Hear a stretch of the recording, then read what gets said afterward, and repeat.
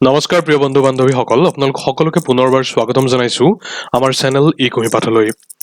আজি আমি এই বিশেষ ভিডিঅ'টোত অসমৰ আন দুগৰাকী স্বনামধন্য কবি, সাহিত্যিক তথা শিক্ষাবিদ ভৱানন্দ দত্ত আৰু হেম বৰুৱাৰ বিষয়ে আৰু তেওঁলোকৰ বিষয়ত থকা যথেষ্ট গুৰুত্বপূৰ্ণ প্ৰশ্নোত্তৰ সমাধান কৰি এই ভিডিঅ'টি আগবঢ়াব বিচাৰিছোঁ।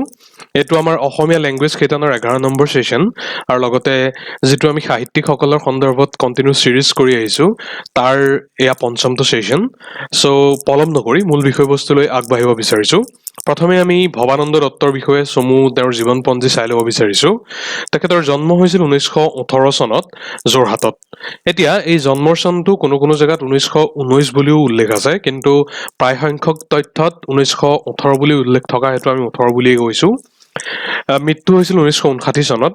খুব চুটি এটা জীৱনকাল আছিল তেখেতৰ, আৰু সেই চুটি জীৱনকালতে তেখেতে অনবদ্য সাহিত্য কীৰ্তি তথা দাৰ্শনিক চিন্তাধাৰাৰে অসমীয়া সমাজ জীৱনক তেওঁ আকৃষ্ট কৰি গৈছে। তেখেতে শিক্ষা গ্ৰহণ কৰিছিল বজালী হাইস্কুলৰ পৰা প্ৰাৰম্ভিক পৰ্যায়ত, তাৰপিছত কটন মহাবিদ্যালয়ৰ পৰা IA BA আৰু শেষত কলিকতা বিশ্ববিদ্যালয়ৰ পৰা দৰ্শন বিভাগত তেওঁ MA ডিগ্ৰী লাভ কৰিছিল। আৰু কৰ্মজীৱন তেখেতে আৰম্ভ কৰিছিল নলবাৰী কলেজত। নলবাৰী কলেজৰ ডিপাৰ্টমেণ্ট অফ ফিলচফিৰ তেখেত ফাউণ্ডাৰ আছিল। তাৰোপৰি কটন কলেজ আৰু শেষত গুৱাহাটী বিশ্ববিদ্যালয়ৰো অধ্যাপক হিচাপে তেখেত কৰ্মৰত হৈছিল। এতিয়া প্ৰশ্নোত্তৰ শিতানলৈ যাব বিচাৰিছোঁ। এই প্ৰশ্নটো পূৰ্বৰ টেট পৰীক্ষাত আহিছিল যে ভৱানন্দ দত্তই কি ছদ্মনামেৰে কবিতা লিখে। আমি ওলোটাকৈ দিছোঁ যে অসমীয়া সাহিত্যত নচিকেতা ছদ্মনামেৰে কবিতা লিখা ব্যক্তিজন কোন? তেওঁ হৈছে ভৱানন্দ দত্ত। মনত ৰাখিব, ভৱানন্দ দত্তৰ ছদ্মনাম হৈছে নচিকেতা। তাৰপিছত সেই ছদ্মনামটোৰে নচিকেতা ছদ্মনামটোৰে তেওঁ কোনখন আলোচনীত পোনতে কাব্য চৰ্চা কৰিছিল সুধিছে। শুদ্ধ উত্তৰটো হৈছে জয়ন্তী আলোচনীখনত। এই জয়ন্তী আলোচনীৰ সন্দৰ্ভতে পৰৱৰ্তী প্ৰশ্নটো আছে। সেই আলোচনী কোন চনত প্ৰথম প্ৰকাশ পাইছিল? শুদ্ধ উত্তৰটো হৈছে 1938 চনত। আৰু জন্মলগ্নৰ কিছু বছৰ পিছত অৰ্থাৎ 40ৰ দশকত ই এক নতুন ৰূপত, এক সাৱলীল ৰূপত প্ৰগতিশীল ভাৱধাৰাৰে আকৃষ্ট হৈ আত্মপ্ৰকাশ কৰে। তাৰপিছত এই জয়ন্তী আলোচনীৰ প্ৰথম সম্পাদক কোন আছিল সেইটো গুৰুত্বপূৰ্ণ। সেই প্ৰথম সম্পাদকজনক আমি বিহগী কবি বুলি কওঁ। তেওঁ হৈছে ৰঘুনাথ চৌধুৰী। তাৰপিছত অসমীয়া কাব্য সাহিত্যত কোনখন আলোচনীৰ পৰা যদি প্ৰগতিশীল চিন্তাধাৰা আৰম্ভ হয় বুলি সোধে, তেতিয়াহ'লে সেইটোৰ শুদ্ধ উত্তৰো এই জয়ন্তী আলোচনীয়ে হ'ব। মূলতঃ মাৰ্ক্সীয় চিন্তা ভাৱনাৰে উজ্জীৱিত হৈ বিভিন্ন লেখকে প্ৰগতিশীল তত্ত্ব প্ৰয়োগেৰে এই জয়ন্তী আলোচনীখনত তেওঁলোকৰ সাহিত্য চৰ্চা, তেওঁলোকৰ প্ৰবন্ধাৱলী ৰচনা আদি প্ৰকাশ কৰিবলৈ আৰম্ভ কৰিছিল। তাৰ ফলশ্ৰুতিত অসমীয়া সাহিত্যত বা অসমীয়া কাব্য জগতত এটা নতুন চিন্তাধাৰাৰ অৱকাশ ঘটিছিল বুলি উল্লেখ কৰে ইতিহাসবিদসকলে। তাৰপিছত আধুনিক অসমীয়া কবিতালৈ বৈপ্লৱিক বা প্ৰগতিশীল ভাৱধাৰা বোৱাই অনা প্ৰথম স্তৰৰ কেইগৰাকীমান কবিৰ নাম কি? চ' মনত ৰাখিব, বৈপ্লৱিক বা প্ৰগতিশীল ভাৱধাৰা অৰ্থাৎ বাওঁপন্থী কিছুমান দৰ্শনেৰে তেওঁলোক আকৃষ্ট হৈছিল। আৰু তেনেকুৱা কেইজনমান কবি হৈছে ভৱানন্দ দত্ত, ধীৰেন্দ্ৰ চন্দ্ৰ দত্ত, অমূল্য বৰুৱা ইত্যাদি। ইয়াৰে অমূল্য বৰুৱা তেওঁক আমি বিখ্যাত তেওঁ কুকুৰ নামৰ কবিতাটোৰ বাবে খুব কম বয়সতে কলিকতাত গোষ্ঠী সংঘৰ্ষত তেখেতে মৃত্যুক আঁকোৱালি লৈছিল। আৰু ভৱানন্দ দত্তৰো ঠিক সেইদৰে আন এটা কবিতা আছে যিটো খুব বিখ্যাত, সেই বিষয়ে পৰৱৰ্তী সময়ত আলোচনা কৰিম। এতিয়া ইয়াত সুধিছে যে নচিকেতা ছদ্মনামেৰে লিখা ভৱানন্দ দত্তৰ প্ৰথমটো কবিতা কি? চ' সেইটো হৈছে ৰাজপথ। এই কবিতাটোৱে খুব বিখ্যাত কবিতা এটা ভৱানন্দ দত্তৰ। এই কবিতাটো প্ৰকাশ পাইছিল ইতিমধ্যে আলোচনা কৰা জয়ন্তী নামৰ আলোচনীখনত। ফিলচফি এণ্ড ইণ্ডিয়া এই গ্ৰন্থৰ ৰচক কোন? এতিয়া আমি ইতিমধ্যে কৈ আহিছোঁ যে ভৱানন্দ দত্ত তেখেত এগৰাকী দৰ্শনৰ ছাত্ৰ আৰু অধ্যাপক আছিল। তেখেতে তেখেতৰ দাৰ্শনিক চিন্তাধাৰাৰ বহিঃপ্ৰকাশেৰে বহুকেইখন গুৰুত্বপূৰ্ণ গ্ৰন্থৰাজি ৰচনা কৰি গৈছে। তাৰে আটাইতকৈ উত্তম সৃষ্টিটো হৈছে ফিলচফি এণ্ড ইণ্ডিয়া। এই গ্ৰন্থৰ ৰচকো হৈছে ভৱানন্দ দত্তই অবভিয়াছলি। তাৰপিছত ভৱানন্দ দত্তৰ দ্বাৰা ৰচিত অন্যান্য সাহিত্যৰাজিসমূহ কি কি? সেইসমূহ হৈছে ক্ৰমে ৰবীন্দ্ৰ প্ৰতিভা, দৃষ্টি আৰু দৰ্শন, অসমীয়া কবিতাৰ কাহিনী আৰু অসমৰ জাতীয় সমস্যাৰ বিৱৰ্তন। এতিয়া অসমীয়া কবিতাৰ কাহিনী এই যিখন গ্ৰন্থ, সেইখন পোনতে এটা প্ৰবন্ধ হিচাপে তাক প্ৰকাশ কৰা গৈছিল। সেই প্ৰবন্ধটি ক'ত প্ৰকাশ পাইছিল সুধিছে।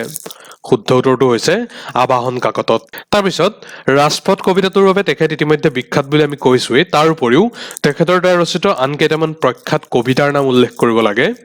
চ' সেইসমূহ হৈছে ক্ৰমে পুবেৰুণ, পাউদাৰ, মই ভাল পাওঁ, বিষদৃশ ইত্যাদি। তাৰপিছত ভৱানন্দ দত্তৰ জীৱন আধাৰিত এখন গ্ৰন্থ ৰচনা কৰিছিল 1997 চনত ৰতনপুৰৰ ৰত্ন ভৱানন্দ দত্ত নামেৰে।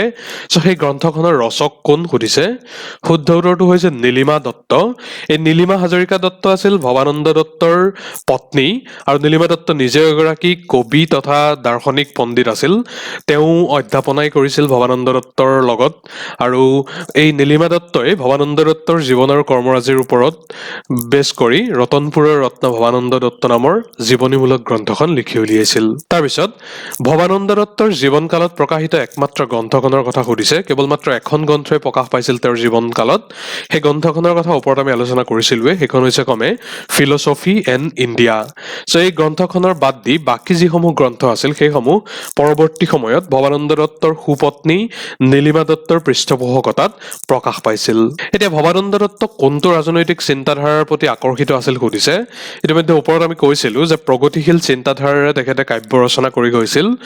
তেওঁ মূলতঃ মাৰ্ক্সীয় দৰ্শনেৰে প্ৰভাৱিত আছিল আৰু সেই দৰ্শনৰ প্ৰভাৱিত হৈ তেওঁ পৰৱৰ্তী সময়ত ৰাজনৈতিক ফিল্ডখনতো নামি পৰিছিল। এতিয়া ইয়াত সুধিছে যে দৰ্শন বিষয়ত প্ৰথম শ্ৰেণীৰ প্ৰথম স্থান অধিকাৰ কৰাৰ বাবে তেওঁ কোনখন বিশ্ববিদ্যালয়ৰ গ'ল্ড মেডেলিষ্ট হিচাপে সন্মানিত হৈছিল সুধিছে। শুদ্ধ উত্তৰটো হৈছে কলিকতা বিশ্ববিদ্যালয়ে তেওঁক সোণৰ পদকেৰে সন্মানিত কৰিছিল। পৰৱৰ্তী সময়ত যেতিয়া তেওঁ অবিভক্ত CPI communist party of India দলত জইন কৰিছিল তেতিয়া এই সোণৰ পদকটো দান কৰিছিল তেওঁ। তাৰপিছত এগৰাকী বিশেষ নোবেল বঁটা বিজয়ী কবিয়ে ভৱানন্দ দত্তক বিশেষৰূপে প্ৰভাৱিত কৰিছিল। তেওঁ কোন সুধিছে।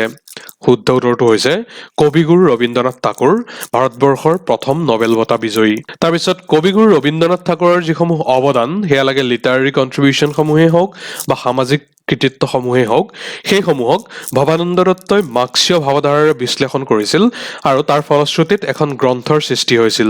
সেই গ্ৰন্থখনৰ নাম কি? শুদ্ধ উত্তৰটো হৈছে ৰবীন্দ্ৰ প্ৰতিভা। ইতিমধ্যে ওপৰত কৈছোৱেই। এই ৰবীন্দ্ৰ প্ৰতিভা গ্ৰন্থখন মূলতঃ ভৱানন্দ দত্তই ৰচনা কৰা কেইটামান প্ৰবন্ধৰ এক সংকলন। উক্ত প্ৰবন্ধখিনিত দত্তই ৰবীন্দ্ৰনাথ ঠাকুৰৰ অৱদানসমূহক সমালোচনাত্মক দৃষ্টিভংগীৰে আৰু মাৰ্ক্সীয় ভাৱধাৰাৰে বিশ্লেষণ কৰিছে। কিন্তু একে সময়তে তেওঁৰ যিসমূহ লিটাৰেৰী কণ্ট্ৰিবিউশ্যন সেইসমূহকো তেওঁ যথেষ্ট সন্মান প্ৰদৰ্শন কৰিছে। তাৰপিছত কলেজীয়া ছাত্ৰ অৱস্থাতে জয়ন্তী আলোচনীৰ পাতত ভৱানন্দ দত্তই এটা বিশেষ কবিতাৰ ওপৰত সমালোচনাত্মক ৰচনা লিখিছিল। উক্ত কবিতাটো আছিল লক্ষ্মীনাথ বেজবৰুৱাৰ। সেই কবিতাটো কি সেইটো প্ৰশ্ন সুধিছে ইয়াত।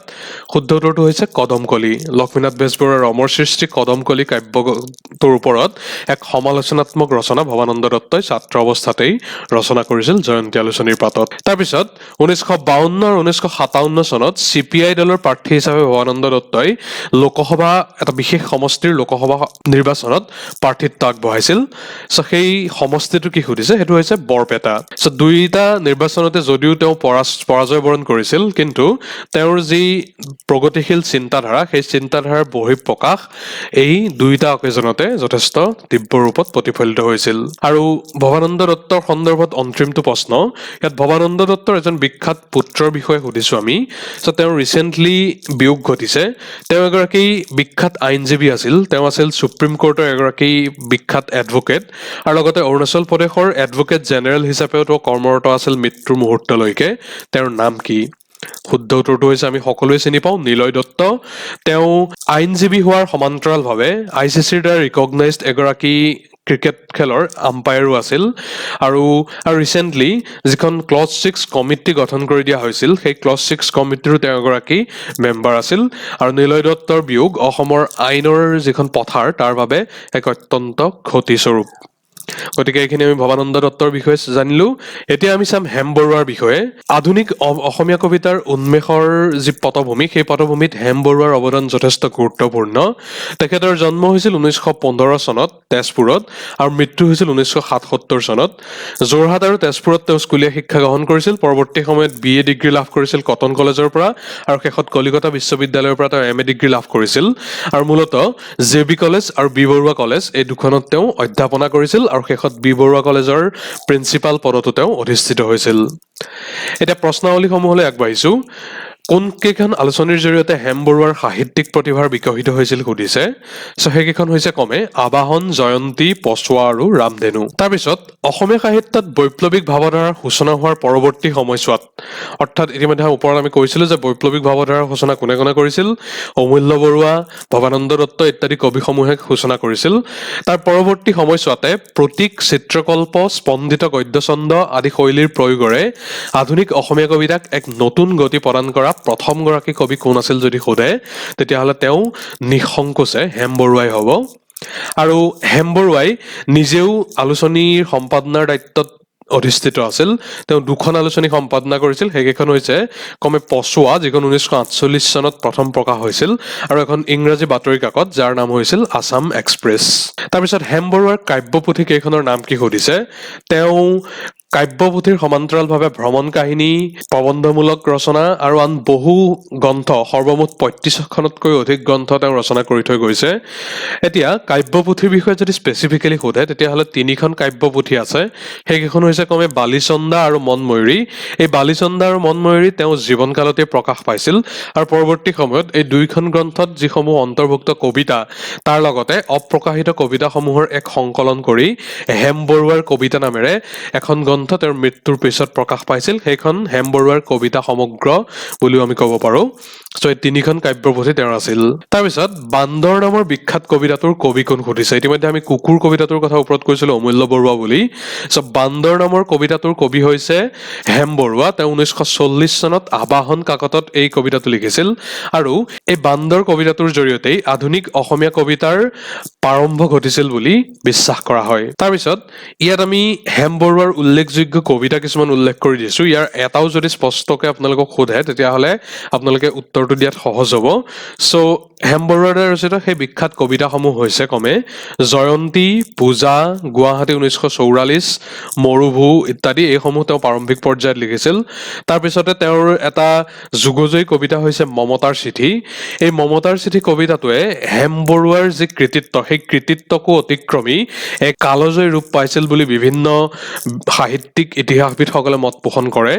আৰু মমতাৰ চিঠিৰ সমান্তৰালভাৱে আন কিছুমান বিখ্যাত কবিতা তেওঁৰ আছিল। সেয়া হৈছে ক্ৰমে জাৰৰ দিনৰ সপোন, পোহৰতকৈ আন্ধাৰ ভাল, এইটো এটা খুব বিখ্যাত কবিতা। তাৰপিছত ৰাজপথে কথা কয়, আন এটা খুব বিখ্যাত কবিতা তেখেতৰ, আৰু যাত্ৰাৰ শেষ নাই, এটা সাপ, এটা আৱিষ্কাৰ ইত্যাদি। চ' ইয়াৰে জয়ন্তী, গুৱাহাটী 1944, মমতাৰ চিঠি, জাৰৰ দিনৰ সপোন, পোহৰতকৈ আন্ধাৰ ভাল, ৰাজপথে কথা কয়, এই কবিতাসমূহ গুৰুত্বপূৰ্ণ। কেতিয়াবা এটা কবিতাৰ নাম উল্লেখ কৰি তাৰ ৰচক কোন সুধিব পাৰে। আৰু ওপৰৰ বান্দৰ কবিতাটোতো অতিকৈ গুৰুত্বপূৰ্ণ। এইটো পূৰ্বৰ এবাৰ টেট পৰীক্ষাত হয়তো আহিছিলোঁ। চ' বান্দৰ কবিতাটো বিশেষকৈ আপোনালোকে মনত ৰাখিব। 1940 চনত প্ৰকাশিত কবিতা, আৰু আধুনিক অসমীয়া কবিতাৰ ই প্ৰথম নিদৰ্শন বুলি ক'লেও হয়তো ভুল কোৱা নহ'ব। তাৰপিছত মমতাৰ চিঠি, এই কালজয়ী কবিতাটোৰ আৰম্ভণিতে এগৰাকী বিদেশী কবিৰ কবিতাৰ উদ্ধৃতি আছে। উক্ত কবিগৰাকী কোন? চ' হেম বৰুৱা বিভিন্ন ৱেষ্টাৰ্ণ কবিৰ দ্বাৰা তেওঁ যথেষ্ট অনুপ্ৰাণিত হৈছিল। তাৰে এগৰাকী আছিল এজৰা পাউণ্ড। চ' এজৰা পাউণ্ডৰ এটা বিখ্যাত কবিতা হৈছে the river merchants wife, a letter. সেই কবিতাটোৰ কেইটামান পংক্তি তেওঁ মমতাৰ চিঠি কবিতাটোৰ প্ৰাৰম্ভতে উল্লেখ কৰিছিল। তাৰপিছত হেম বৰুৱাই অসম সাহিত্য সভাৰ কোনখন অধিৱেশনত সভাপতিত্ব কৰিছিল সুধিছে। শুদ্ধ উত্তৰটো হৈছে 1972 চনত অনুষ্ঠিত হোৱা ধুবুৰী অধিৱেশনত তেওঁ সভাপতিত্ব কৰিছিল। হেম বৰুৱাৰ যিখন সাগৰ দেখিছে নামৰ গ্ৰন্থ, সেই গ্ৰন্থখনক সাহিত্যৰ কোনটো শ্ৰেণীত অন্তৰ্ভুক্ত কৰিব পাৰি? শুদ্ধ উত্তৰটো হৈছে ভ্ৰমণ কাহিনী। মূলতঃ আমেৰিকাৰ বিভিন্ন বিখ্যাত চহৰ তেওঁ যেতিয়া ভ্ৰমণ কৰিছিল, সেই ভ্ৰমণৰ অভিজ্ঞতাৰে তেওঁ এই ভ্ৰমণ কাহিনীমূলক গ্ৰন্থখন লিখি উলিয়াইছিল সাগৰ দেখিছা শিৰোনামেৰে। এতিয়া সাগৰ দেখিছা নামৰ আন এখন বিখ্যাত গ্ৰন্থ আছে দেৱকান্ত বৰুৱাৰ দ্বাৰা ৰচিত, যিখন হৈছে দেৱকান্ত বৰুৱাৰ কবিতা সংকলন। গতিকে দুইখনৰ মাজত কনফিউজ হ'ব নালাগে। যদি হেম বৰুৱাৰ সাগৰ দেখিছাৰ কথা সোধে, তেতিয়াহ'লে স্পেচিফিকেলি সেইখন ভ্ৰমণ কাহিনী হ'ব। সাগৰ দেখিছা নামৰ দেৱকান্ত বৰুৱাৰ এটা খুব বিখ্যাত কবিতাও আছে। চ' সেইটো আপোনালোকে মনত ৰাখিব, কনফিউজ হোৱাটো উচিত নহয়। তাৰপিছত ৰঙা কৰবীৰ ফুল শীৰ্ষক ভ্ৰমণ কাহিনীখন কোনে ৰচনা কৰিছিল সুধিছে, শুদ্ধ উত্তৰটো হেম বৰুৱাই হ'ব। তেওঁ যেতিয়া ৰাছিয়া দেশ ভ্ৰমণ কৰিছিল সেই সময়ৰ অবিভক্ত USSR, চ' সেই ভ্ৰমণৰ অভিজ্ঞতাৰে তেওঁ এই ৰঙা কৰবীৰ ফুল শীৰ্ষক ভ্ৰমণ কাহিনীমূলক গ্ৰন্থখন লিখি উলিয়াইছিল। তাৰপিছত ইংৰাজী ভাষাত লিখা সাহিত্যসমূহ কি সুধিছে হেম বৰুৱাই। চ' বিভিন্ন গ্ৰন্থ তেওঁ ইংৰাজীত লিখি উলিয়াইছিল। তেওঁ অসমীয়া আৰু ইংৰাজী দুয়োটা ভাষাতেই সমানে ব্যুৎপত্তি অৰ্জন কৰিছিল।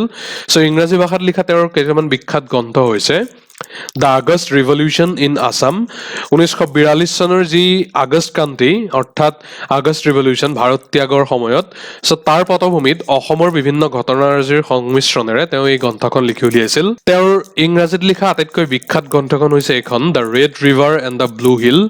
অসমৰ ইতিহাসৰ বিৱৰণেৰে এই গ্ৰন্থখন তেওঁ লিখি উলিয়াইছিল, the red river and the blue hill. তাৰ উপৰিও fairs and festivals of Assam, modern Assamese poetry, Assamese literature, folk songs of India আৰু লক্ষ্মীনাথ বেজবৰুৱা, এইসমূহ হৈছে ইংৰাজীত ৰচনা কৰা হেম বৰুৱাৰ কিছুমান আন প্ৰখ্যাত গ্ৰন্থ। তাৰপিছত ইজৰাইল ভ্ৰমণ কাহিনীৰ ৰচক কোন সুধিছে। তেওঁ ইজৰাইল দেশ ভ্ৰমণ কৰি এই গ্ৰন্থখন লিখি উলিয়াইছিল হেম বৰুৱাই। চ' শুদ্ধ উত্তৰটো অবভিয়াছলি হেম বৰুৱাই হ'ব। তাৰপিছত হেম বৰুৱাৰ দ্বাৰা ৰচিত অন্যান্য সাহিত্যৰাজি কি সুধিছে। চ' সেইসমূহ হৈছে ক্ৰমে সাহিত্য আৰু সাহিত্য, ছিন্নমূল, সানমিহলি, ডাক পখিলী, স্মৃতি আৰু পাপৰি, সত্য আৰু অহিংসা, গান্ধীজী, আচু ফুল ইত্যাদি। চ' ইয়াৰ কোনোবা এখন স্পেচিফিকেলি যদি উল্লেখ কৰি দিয়ে তেতিয়াহ'লে তাৰ উত্তৰ হেম বৰুৱা হ'ব। তাৰপিছত পণ্ডিত প্ৰবৰ কৃষ্ণকান্ত সন্দিকৈদেৱৰ প্ৰেৰণা আৰু উৎসাহত হেম বৰুৱাই এটা বিশেষ তামিল গল্প যাৰ নাম আছিল কন্নকী আৰু কাৱালান, তাক ভাঙনি কৰিছিল, অনুবাদ কৰিছিল। চ' সেই অসমীয়াত উক্ত অনুবাদিত গল্পটোৰ নাম কি আছিল সুধিছে ইয়াত।